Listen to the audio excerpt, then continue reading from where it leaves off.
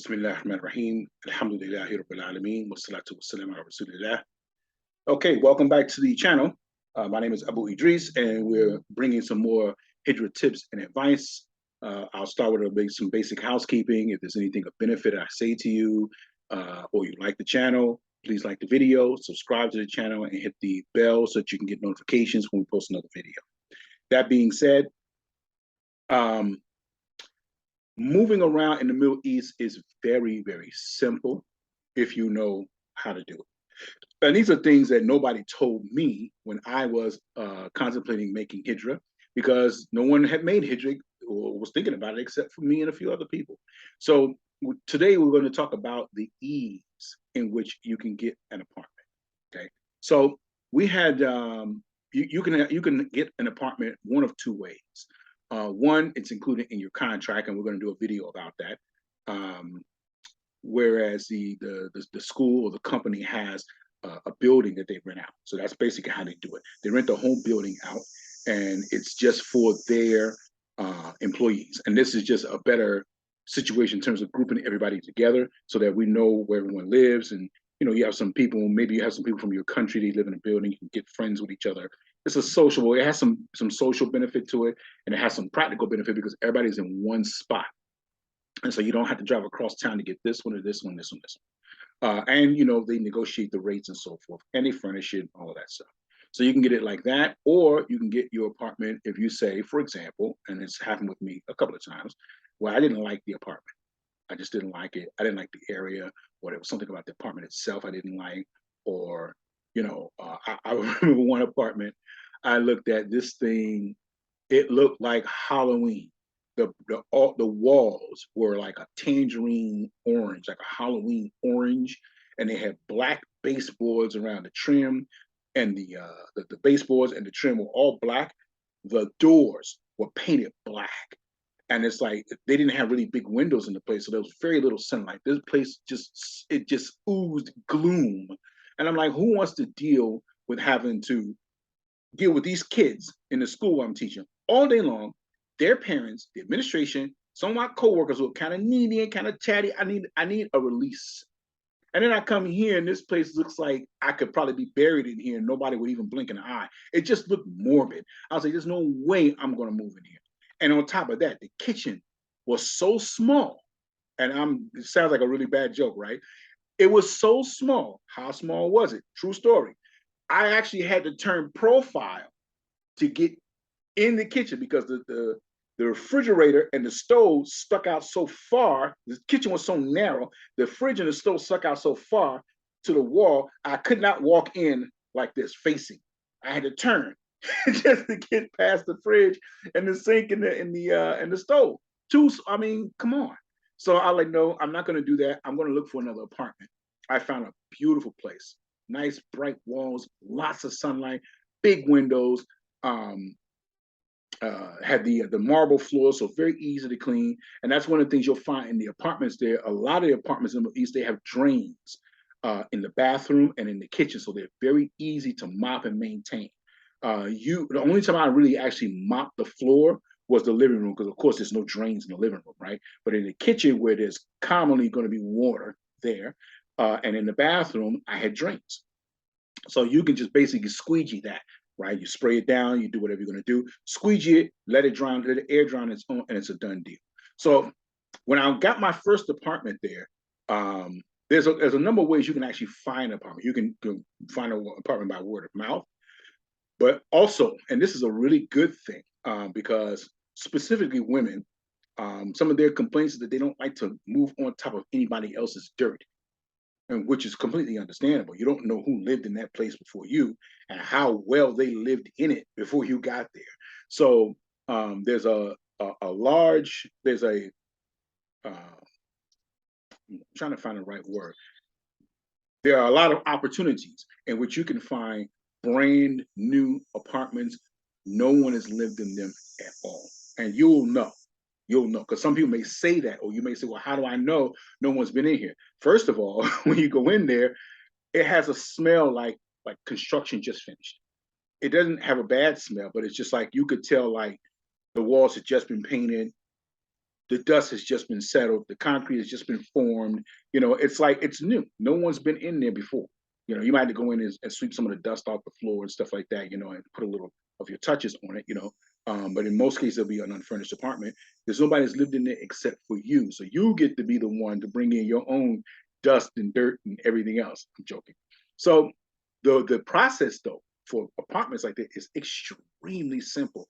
Whether it's an established apartment already, it's been there for years, whether it is a villa, whether in villa we say like they call it a villa, we would say like a very big house, right? They don't say house, they will say manzil or villa. So whether it's a villa or whether it's a shaqqa, an apartment, whether it's old or whether it's new, or even if it hasn't finished construction, because I've been in some places where you can actually walk in and they're still doing construction. They're still putting doors in and running electricity. It's a construction site, but you can see this is an apartment and some of the units are actually finished. And so what you'll do, you won't see too many like for rent signs like we see or for sale signs like we see, but if it's actually for rent, the workers who are there, the construction workers who are there, or there is I forgot what you call him. There is he's like a maintenance guy, right? Like a custodian or a maintenance guy. I forgot what they call him in Arabic.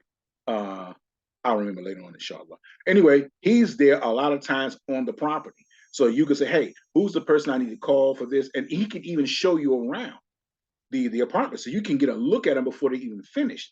And now, since they have not been occupied, you can actually take your pick of the apartments that you want. Okay. So if you go up, I want to go up on the third floor. I want to go to the fourth floor. I want to be down on the bottom. You can pick which one. You say, hey, okay, give me the contact information. After he shows you around, he has basic information about the rent, how much it's going to cost, the date that they should be able to move you in and things like this. He has basic information because people are going to come looking.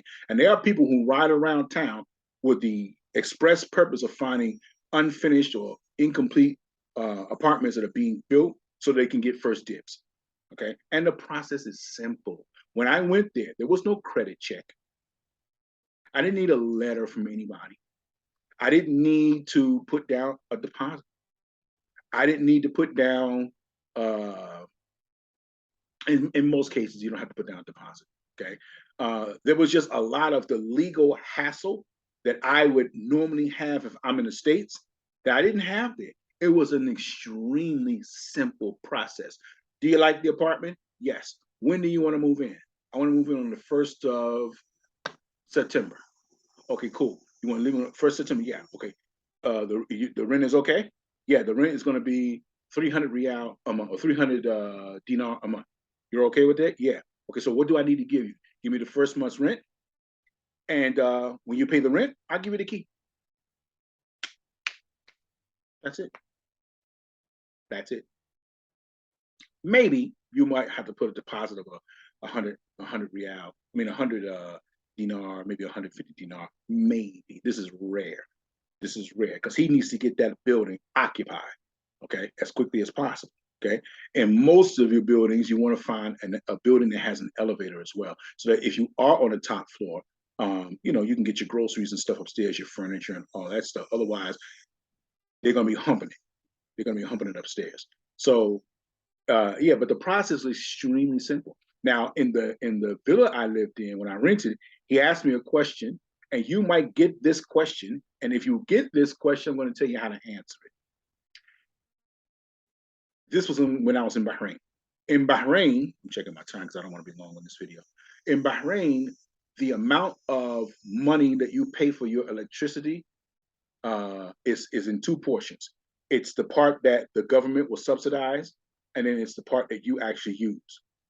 Well, let's say your bill is broken up into two parts. So the government will subsidize 10% of your electricity if it's an apartment.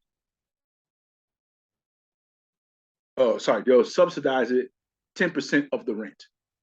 If you are in a villa, it's 15% of the rent. So as an example, if your electric bill is 200 Riyal or 200 dinar a month, which it should not be, if it's 200 Riyal or 200 dinar a month, then the government will subsidize the first $20.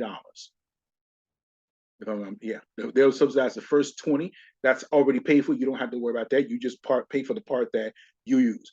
Electricity in the Gulf is very, very inexpensive because it's hot. And the government already knows that those ACs are going to be running pretty much all year round, except for maybe December, November, December, January. And then right after January, it starts getting warm again. Okay, so your ACs are back on. Also, you have a lot of older people in the population, and they don't like it hot. So it's going to be running. So it would not be a good thing to have a high electricity rate being charged per kilowatt hour, and you know that the people are not wealthy, and you know that the people are going to be running the AC all the time. That's your biggest electrical pull after your refrigerator. Okay, so the rates are very expensive. If you're running 200 dinar a month on your electricity, something's wrong with your meter, or you just are a poor user of electricity. I don't think I paid when I did pay electricity. I only paid electricity at the place I was in one time, and that was around, I think I paid 30 dinar a month, 35 dinar a month. And because I had kids, young kids back then, and the AC was on. My wife was home more often than she was out, and I was out. So the AC is running. And we had we had two bedrooms, a living room, a dining room, a den, and then the kitchen. We had an inside kitchen, we had an outside kitchen. So that's a lot of ACs in that place, except for the kitchen. The kitchen didn't have an AC, which is crazy. But I had 1, 2, 3,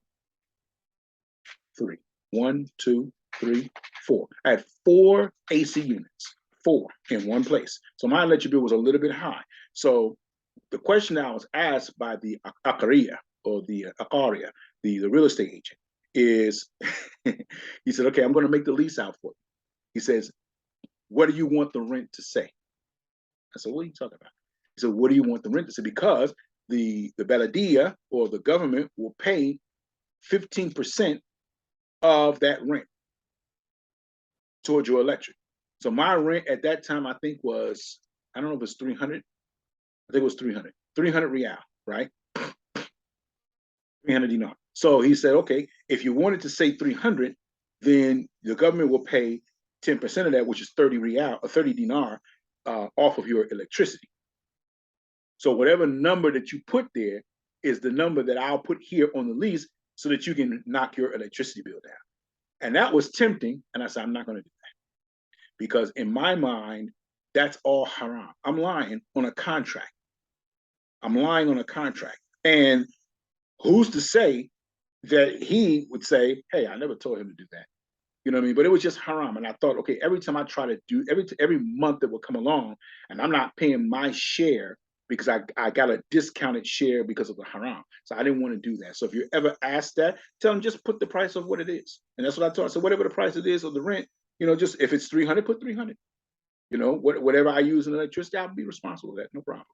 But those are things that people will do sometimes, in those cases. So you don't want to get tripped up like that, especially in your home, where you've got comfortable now, your kids are there, you've gotten yourself settled, you got furniture and all this other stuff. And then there's this problem that can put you in a real big situation with the government. You don't need that. You want to keep a very low profile as a foreigner. Okay. You want to shine just enough that we know you're there, but not too much where we can see you from anywhere. Okay. Keep a very low profile. Okay. Go in, do your job, remain humble, keep your mouth closed about certain things. Just do your job. Try to get closer to Allah, learn Quran, try to increase your iman, make umrah. If you're on that other side of the world, like this, easy to make umrah. Okay. Easy to make umrah. You make umrah from there, no problem. Just enjoy your life, man. Enjoy your life, But in terms of getting your apartment, easy, easy, easy. Now, there's no deposit in most cases. So the problem with that, as we close out, because I just remember that, the problem with no deposit is that typically the landlord is supposed to use a deposit against repairs and cleaning for the next tenant, right? They don't take a deposit, so they leave it to the tenant to clean. Sometimes that works, and a lot of times it doesn't. A lot of times you'll walk in and the place looks like, oh my God, I can't believe humans used to live here. Okay. And unfortunately, it depends on what nationality used to live there, because there are some nationalities, they're pretty grimy. They're pretty nasty. Okay. and they just expect that you're just going to call a cleaning service anyway, and so they'll just clean it. Which in most cases that will happen, and it happened with us because when we walked into that villa, me and my wife, our jaw just dropped. There's no way I'm moving in on top of this. So you're going to have to get somebody to clean up. And don't move into the apartment until this stuff is done. We'll do another video on that, inshallah, later on. But in terms of the actual process, very, very simple. You have the rent in your hand, and it's first come, first serve. So if you don't have it, you say, I'll be back, next Tuesday or when I get my salary. If somebody comes along and they want it, they're going to give it to them. Okay? So you don't want to have a situation where you're not ready to rock and roll. So as soon as you got your money in your hand, that's when you go to him and say, hey, here's the money, here's 300. He'll give you the key right then. Okay, well, when can I move in?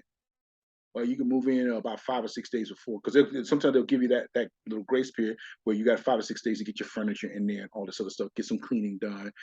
That's the best time if you want to buy carpet. Like I had my villa carpeted, water wall carpet, and also an apartment I lived in Saudi. Not very expensive.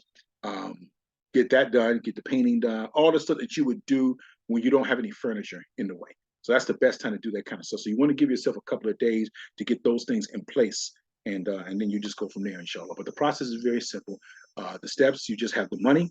You give them the money for the first month's rent. There's no first and last month. There's no 2 months rent. There's no security deposit, and most of those places, because the government would subsidize a lot of them in terms of electricity and water, it's kind of included in the rent. And so when you're paying rent, that's pretty much all you're paying, unless it's a villa. And a villa might be a little bit different depending on who you're renting it from. So that's it, you guys. The process of getting apartments in the Middle East. Don't forget to like and subscribe to the channel and hit the bell notification so you can get notified when we drop another video.